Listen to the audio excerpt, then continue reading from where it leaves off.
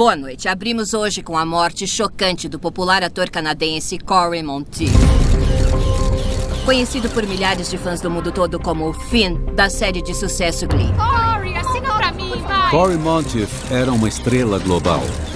O jogador de futebol americano, galã da série Glee, era idolatrado por milhões de adolescentes pelo mundo todo. As garotas davam em cima dele no meio da rua. Tipo, toda hora tentando tirar uma casquinha dele. Abençoado com talento para interpretação e um charme genuíno de bom rapaz. Quando ele entrava no ambiente, tudo meio que se iluminava, todo mundo amava ele. Mas ao meio-dia de 13 de julho de 2013, Cory Monteith é encontrado morto no seu quarto de hotel em Vancouver. Ele só tinha 31 anos, é muito triste. O dia inteiro nesta rua do centro de Vancouver, fãs prestam homenagens a Cory Monteith. 2 dias depois, uma autópsia é realizada. Quando o resultado é inconclusivo, há uma forte especulação sobre uma perigosa vida dupla. O Cory era totalmente capaz de ter mantido em segredo essa luta pessoal. Se você olhar as fotos do Cory Monteith, tirado alguns dias antes dele morrer, dá pra ver que ele estava no ápice da vida. Ele estava saudável, bonito e parecia tranquilo. Certamente não é a aparência de alguém que se espera que vai morrer de repente num quarto de hotel no auge da juventude. A pergunta é, o que estava acontecendo no corpo dele para ele morrer tão de repente? Autópsia de famosos. Cory Monteith.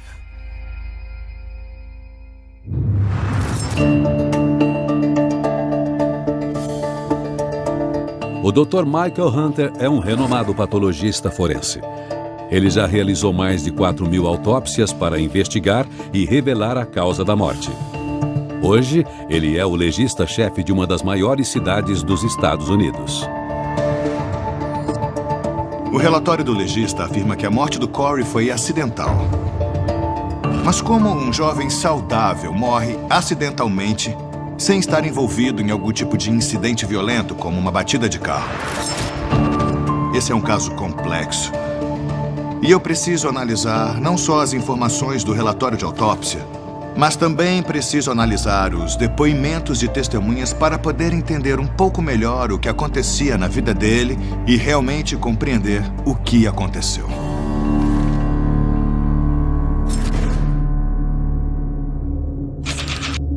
6 de julho de 2013, uma semana antes de sua morte. Cory se hospeda no hotel Fairmont Pacific Ring, no centro de Vancouver. Ele acaba de chegar de Los Angeles após filmar a 4ª temporada do sucesso mundial Glee e está de volta ao seu país natal para relaxar. Milionário graças a Glee, ele deixa sua namorada e protagonista Lea Michele para trás e planeja fazer uma trilha, além de se encontrar com alguns amigos. Dá pra ver no relatório que, na hora da morte, externamente o Cory estava bem, saudável, forte, ele tinha 1,93 m de altura, em forma. Ele tinha o peso certo para a altura e estava atlético. Não havia sinais de traumas, contusões ou qualquer outro ferimento. Não tem nada nesse relatório que seja preocupante. Cory Monteith nasceu em Calgary, Alberta, em 11 de maio de 1982. O filho mais novo de uma decoradora de interiores e um soldado. O começo de sua infância é feliz, mas aos 7 anos, os pais de Cory decidem se separar. Após o divórcio, Cory vê pouco o pai e tem dificuldades na escola. Dava para ver que ele teve uma infância difícil. Havia um grande sentimento de perda no passado dele. Esse sentimento de perda pelo pai não estar presente, e eu acho que isso sempre esteve na cabeça dele. Seja bem-vindo de volta, Cory Monteith. Em uma entrevista em 2011, 2 anos antes de morrer, Cory explica o impacto que isso teve em sua vida escolar. E de repente foi tipo, eu vou ser aquele bad boy. E as crianças vão falar, ele é o bad boy, que da hora, então vão querer andar comigo. Ele disse na lata pra mim que o colegial não era muito a praia dele, que ele queria ser baderneiro. Aos 16, ele finalmente abandona a escola. Corey trabalha em vários empregos como construtor, telemarketing e taxista, antes que um amigo sugira ser ator. A professora de teatro Jackie Case sente que ele tem o que é preciso assim que o conhece. Lembro de uma conversa com outra diretora de elenco e ela falou: Jackie, você já conheceu o Cory Monteith? Sim. Eu disse que sim, que ele era um jovem fantástico. E ela falou: você não acha que ele vai ser uma estrela? Eu disse: com certeza, certeza que ele vai ser. Mas só 8 anos depois, em 2009, Corey alcança o sucesso, quando entra para o elenco de uma nova série chamada Glee.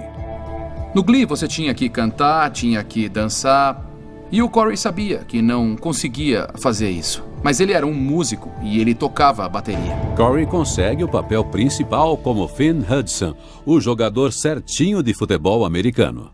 Acho que quando ele ganhou o papel no Glee, nem mesmo ele acreditava. Mas a insegurança de Corey fica logo para trás.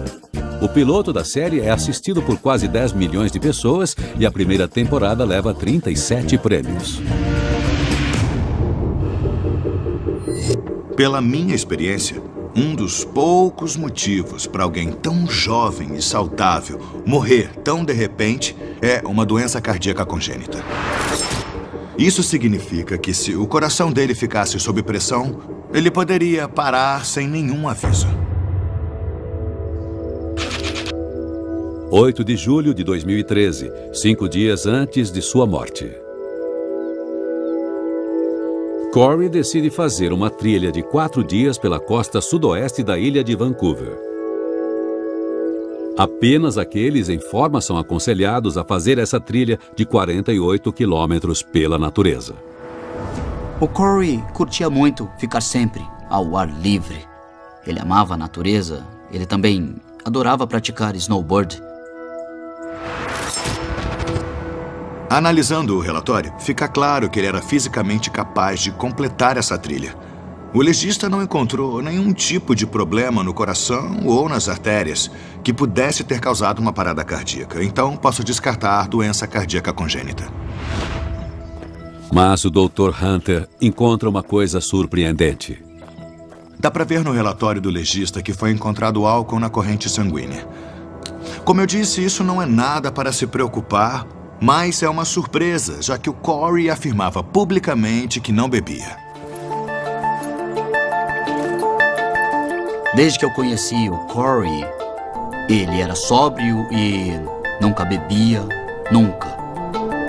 E eu com certeza bebia muito. A gente saía bastante e ele sempre estava com a gente, o tempo todo. E ele nunca bebia. E ele era bom nisso, era bom em ficar sóbrio. Ao contrário do que o amigo dele pensa, o relatório afirma que o Corey passou por diversas reabilitações durante a vida. Está claro que o Cory Monteith tinha problemas com excesso de álcool. 1995, Victoria, Colômbia Britânica. Corey, de 13 anos, está fazendo o que faz regularmente: matar aula para se embebedar. Futuramente, ele revela a dimensão desse hábito para a imprensa.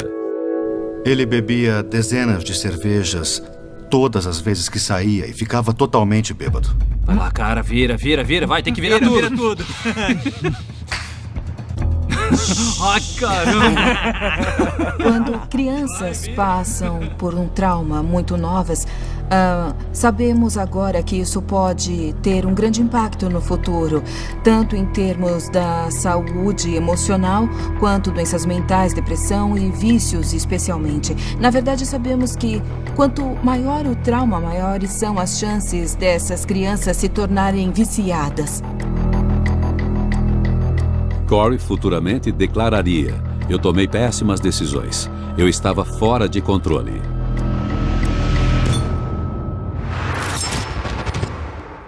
Beber em excesso na infância pode levar a danos irreversíveis em 2 áreas particularmente vulneráveis do cérebro.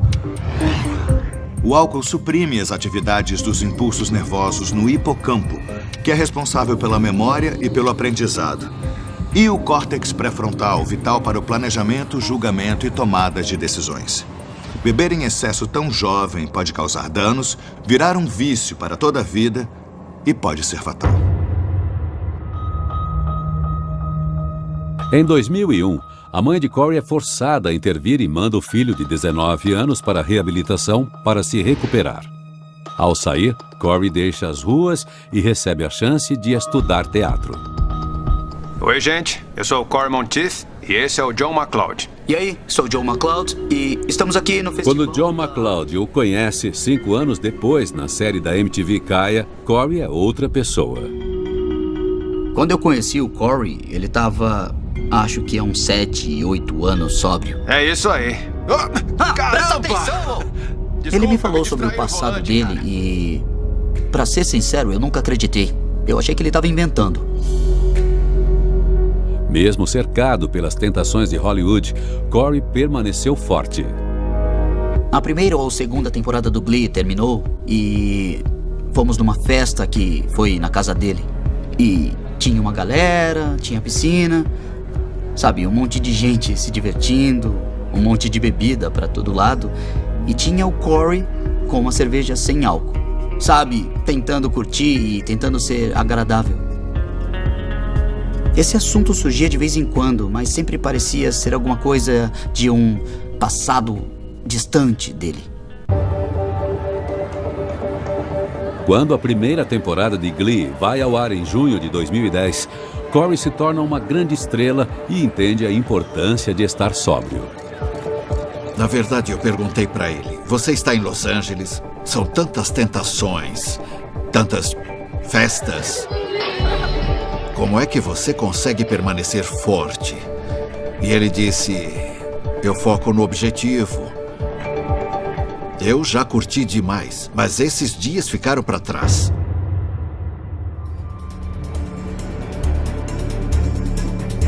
Mas será que na noite da sua morte o Corey teve uma recaída e bebeu até morrer?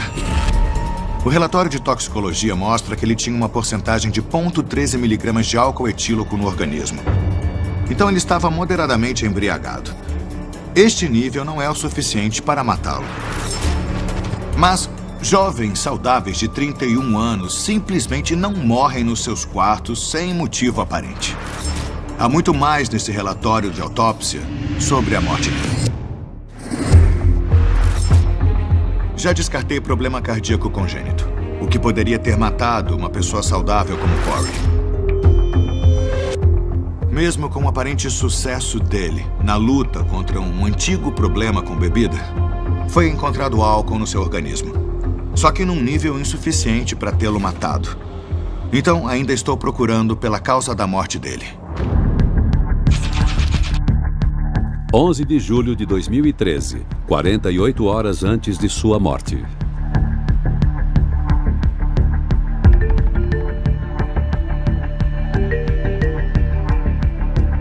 Corey vai fazer compras. Mas essa não é uma loja comum. Ele está em um tipo de tabacaria, uma loja especializada em objetos para fumantes.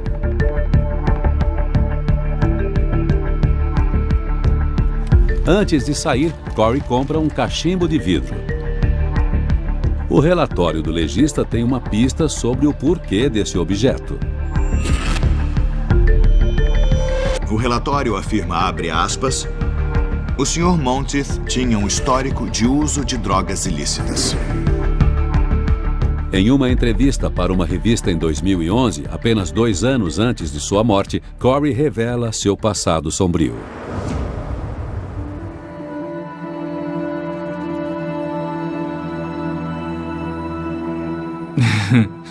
Ele confessa que quando era jovem, entrou nesse mundo através da maconha. Mas logo passou a usar todo tipo de droga que fosse possível. Ia de êxtase a cocaína, a metanfetamina e até remédios sob prescrição.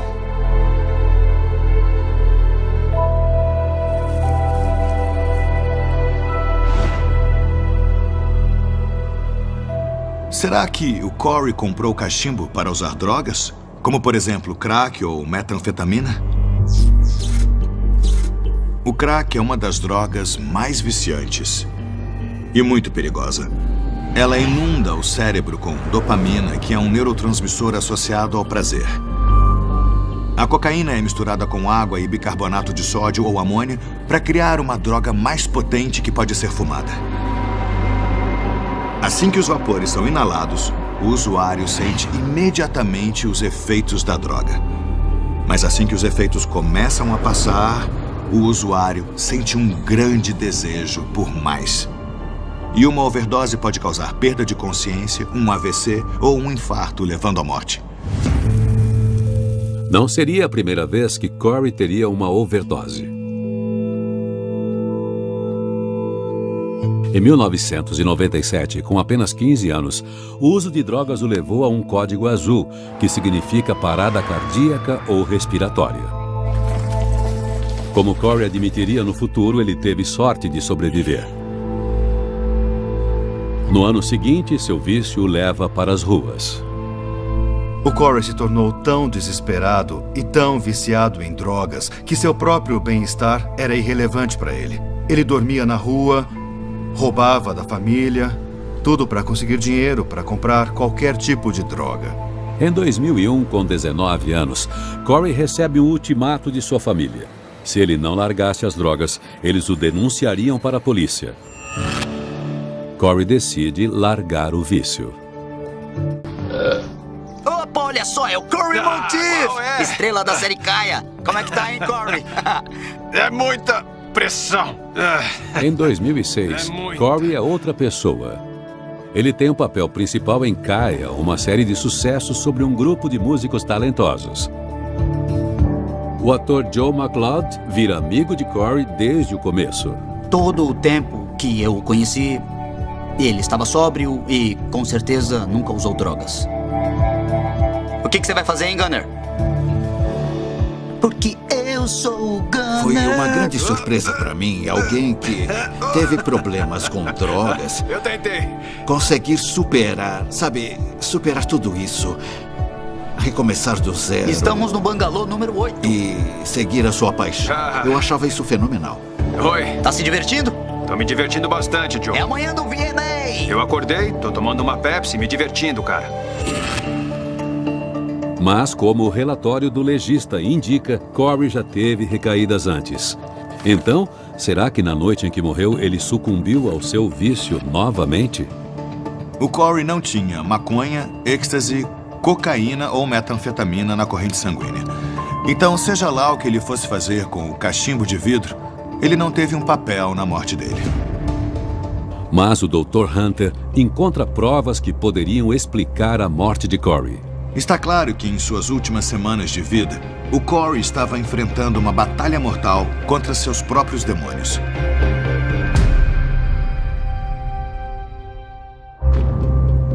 O Corey Monteith não era o que aparentava.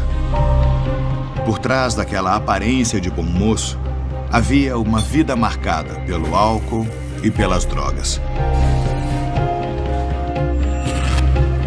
Apesar do aparente sucesso na sua batalha contra o vício do álcool, na noite em que ele morreu, ele estava bebendo. Mas não a ponto de ter morrido por isso. Não há provas de que o Corey tenha usado alguma de suas drogas da juventude, como cocaína, êxtase ou metanfetamina. Então, o motivo exato para a sua morte continua incerto. Noite de 11 de julho de 2013. 36 horas antes da morte de Corey. Ele janta com amigos próximos. Sua agente, Helena Kirchner, e a diretora de elenco, Maureen Webb. Após discutirem seu futuro, Corey está ansioso para conversar sobre novas maneiras de apoiar o Project Limelight, um grupo de caridade que ele ajudou a fundar no ano anterior. De acordo com Maureen Webb, Corey está animado durante a noite, cheia de risadas. Antes de deixarem o café, Corey posa para fotos. Ele coloca uma delas na sua conta no Twitter, uma de suas redes sociais. é a última foto registrada de Corey vivo. No relatório da polícia, o Dr. Hunter descobre outra pista perturbadora. Quando a polícia vasculhou o quarto, eles não encontraram nenhum indício de crime. Mas eles encontraram, numa mesa perto do corpo, uma colher com o que parecia ser resíduos de drogas e uma agulha hipodérmica.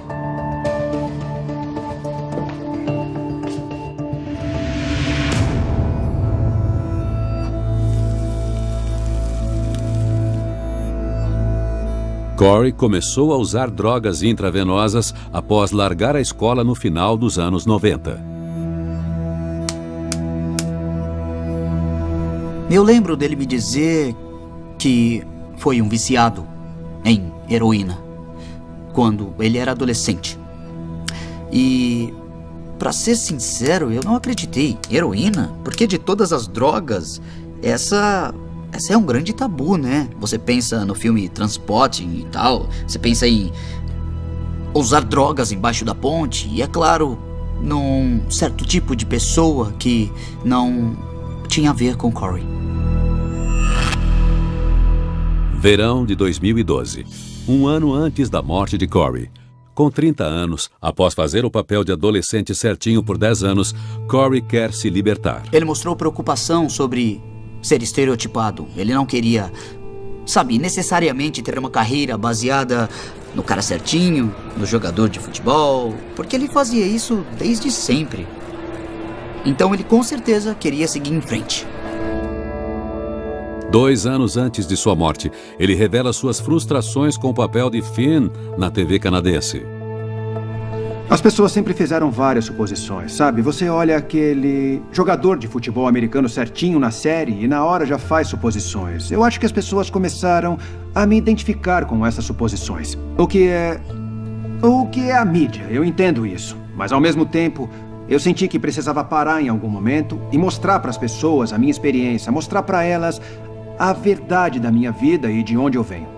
Uma das coisas mais importantes para a maioria dos indivíduos é sentir que a pessoa que eles estão projetando tem pelo menos alguma semelhança com os valores que eles têm por dentro.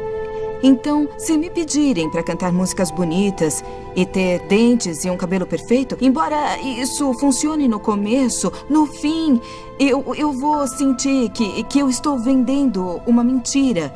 E no caso do Corey, ele era um cara bastante autêntico. Ele era alguém que não queria fazer isso. Agora, querido por Hollywood, Corey poderia escolher diversos papéis importantes.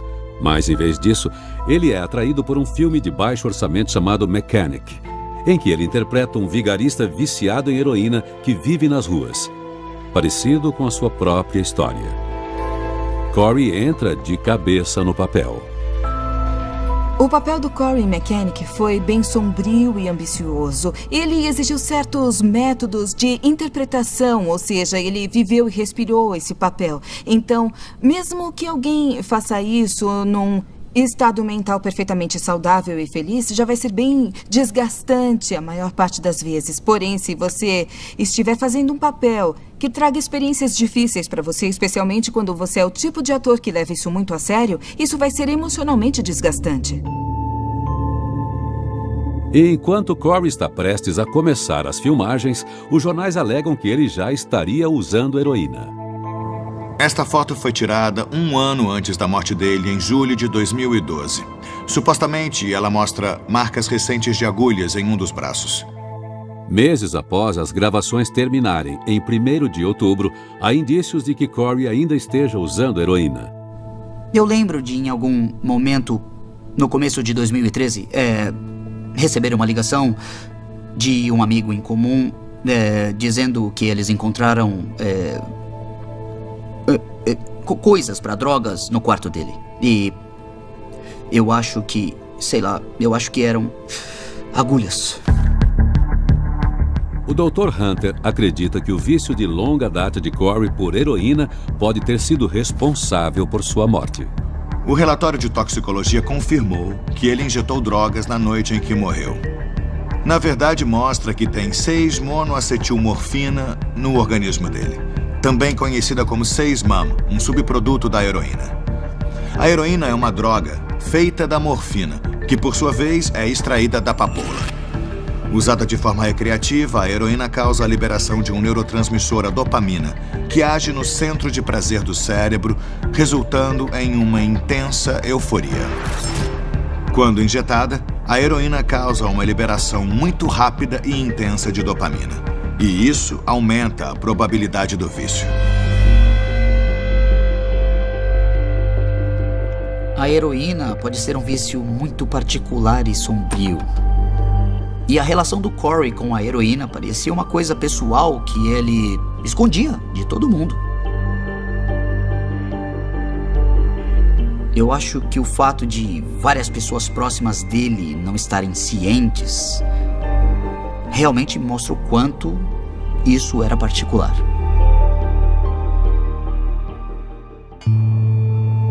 O Dr. Hunter suspeita que Corey poderia estar usando heroína há pelo menos 1 ano antes de sua morte.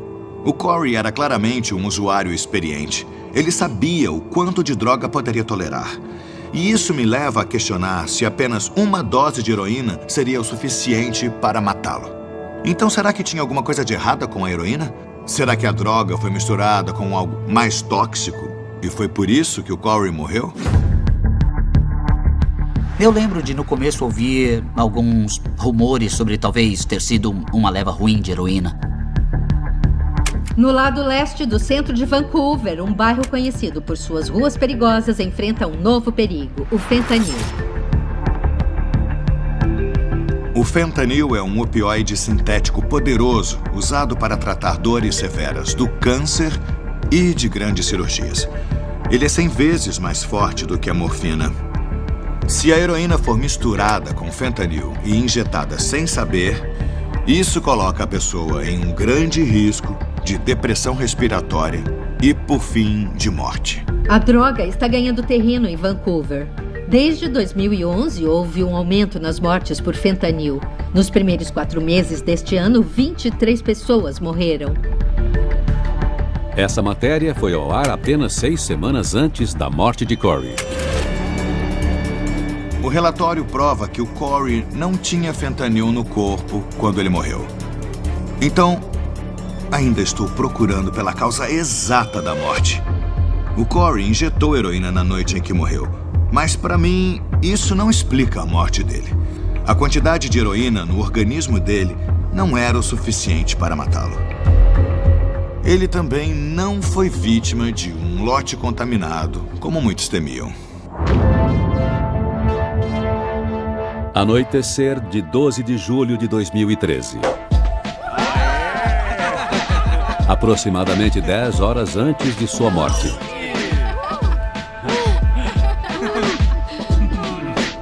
Corey está no seu quarto de hotel com 3 amigos.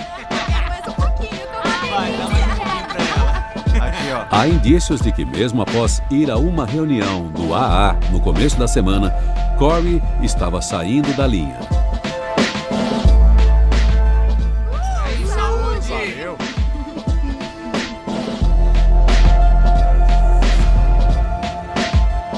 O relatório do legista indica que 2 garrafas de champanhe e diversas taças foram encontradas numa mesa no quarto. E como sabemos, foi encontrado álcool no organismo dele. Essa aqui? É, pra balada tá bonita. É, eu também achei bem bonita, E viu? essa? Hã? Ei, valeu, saúde, galera.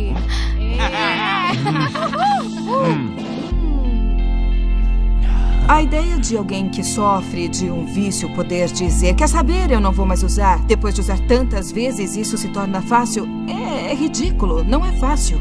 Tem partes do cérebro relacionadas à memória e ao aprendizado que assimilam e lembram que essa é a coisa que faz você se sentir bem. E é por isso que as pessoas que enfrentam um vício falam sobre recuperação e não sobre recuperado. Porque é uma coisa que você tem que lidar a todo momento. Vem, vem. Saúde. Saúde. Tá uma delícia. Bacana, né? E este é um problema que as outras pessoas à sua volta começam a perceber. 28 de março de 2013. Estúdios Fox, Los Angeles. 3 meses e meio antes de sua morte. Corey é chamado para falar com o criador de Glee, Ryan Murphy. Tem que ser mais comprometido com o trabalho, Corey. O Corey estava se atrasando várias vezes para o trabalho e as pessoas começaram a perceber, através do hálito dele, que havia algum problema. Pelo que nos contaram, tinha vezes que ele virava garrafas de uísque em menos de 1 hora. E ele continuava bebendo até desmaiar. Mas não é apenas a bebedeira que preocupa Murphy. É a sua suspeita de que Corey esteja usando drogas. Para o desânimo de Corey, Murphy conta que será retirado da série, mesmo ainda faltando 2 episódios para serem gravados. Ter que ouvir que a única coisa que você faz e que você faz bem, você não vai mais poder fazer sem discussão por causa do seu vício, é uma coisa incrivelmente difícil. Se você pensar numa série como Glee, que era tão grande internacionalmente, isso já é difícil, mas quando o seu ritmo de vida muda e o mundo todo sabe disso, é pior ainda. E é por isso que quando vemos mudanças grandes, como nas vidas dos atores, vemos muitas vezes eles sofrendo. –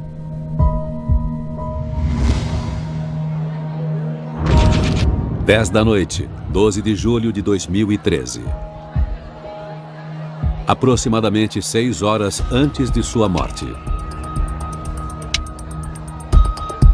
Corey está no bar Portside, no leste de Vancouver, a alguns minutos a pé do seu hotel. Há relatos de que ele ainda estaria bebendo. A sua suspensão da série Glee não é a única coisa na cabeça de Corey. De acordo com amigos, seu relacionamento de 1 ano com a protagonista, Lea Michele, está com problemas. Então, estaria Corey afogando as suas mágoas? Sabemos que, na hora da morte, ele tinha uma quantidade moderada de álcool no organismo, mas ele poderia ter bebido mais. Nós podemos metabolizar, digamos, uma porcentagem de 0,2 miligramas de álcool por hora. Isso é o equivalente a uma taça de vinho ou uma garrafa de cerveja. Então, embora ele não tenha bebido exageradamente, ele pode ter se embebedado antes de voltar para o quarto de hotel. 2h16 da manhã, 13 de julho de 2013. Aproximadamente 2 horas antes de sua morte. Corey é registrado pelas câmeras quando retorna ao hotel. Ele entra sozinho em seu quarto no 21º andar.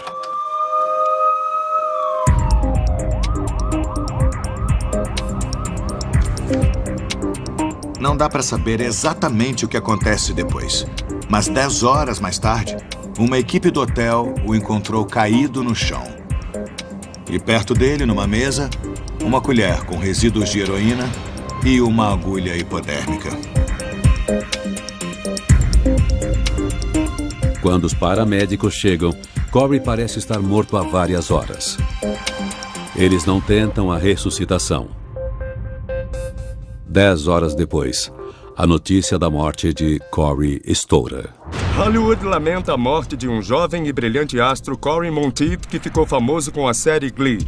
O ator de 31 anos foi encontrado morto ontem. A causa da morte ainda é desconhecida. Isso é mentira.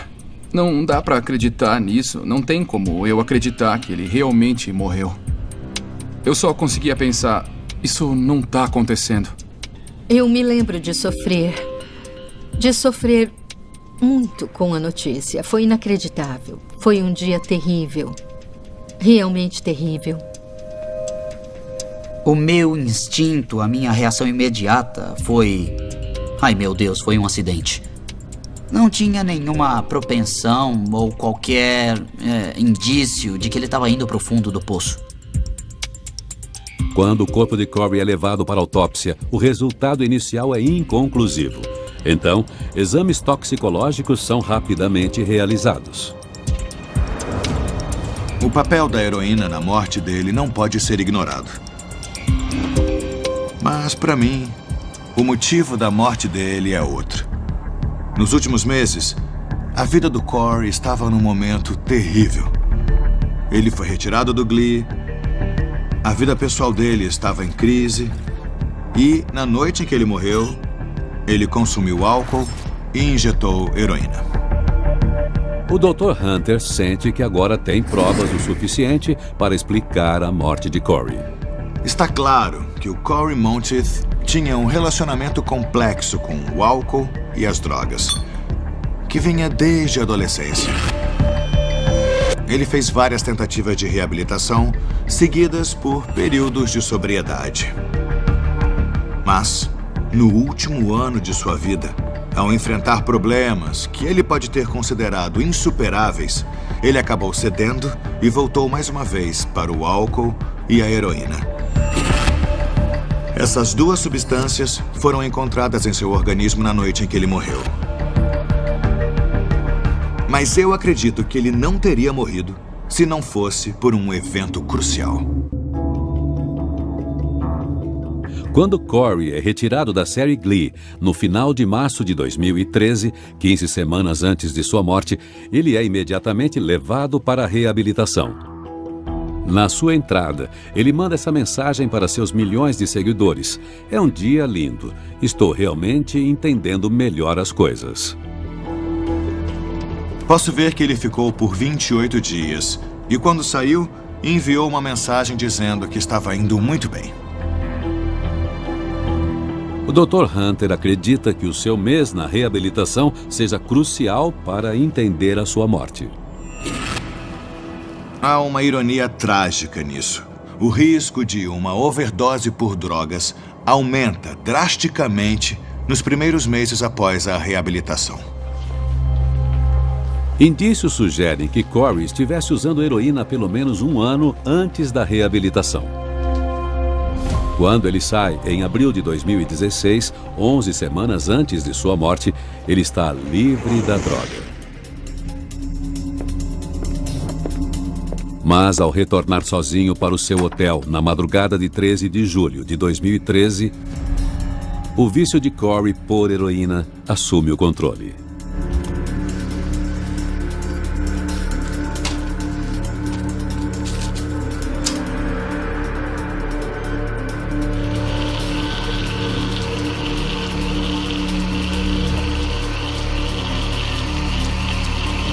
Depois da reabilitação, o Corey perdeu toda a tolerância que ele tinha pelo uso prolongado. Quando alguém decide parar de usar drogas opioides, a tolerância começa a diminuir. Se a pessoa voltar a usar a droga no mesmo nível de antes, isso pode resultar em consequências fatais.